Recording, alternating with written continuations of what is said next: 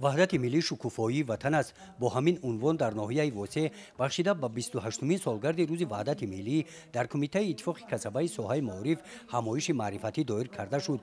در کار این همایش با اشتراک نماینده ولایتی این تشکیلات جمعیتی قید گردید که صلح و وحدت عباره‌هایی هستند که همیشه دلچسب و فورم به گوش کس صدا می‌دهد. محض با شرافت همین وحدت ملی که صلح و ثبات آرامی واقعی را تامین کرد، وحدت ملی را به وجود آورد و زندگی را فراهم ساخت که آن را هر فرد پاکدل و نیکخواه مملکت دیر به انتظار بودند.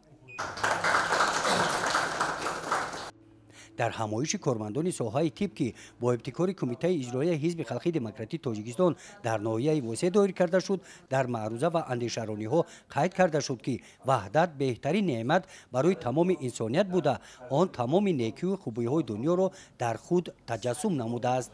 زیرا تنها با بودن وحدت دشواری و مانعه ها پس سر می شوند. در جنبست این همایش ها به اعضایان فعال اتفاق کسبه و اعضایان حزب خلقی دموکراتیک تاجیکستان برای سهم ارزنده گذاشتن در کارهای جمعیتی با سپاسنامه ها و تحفه های مالی قدر کرده شدند.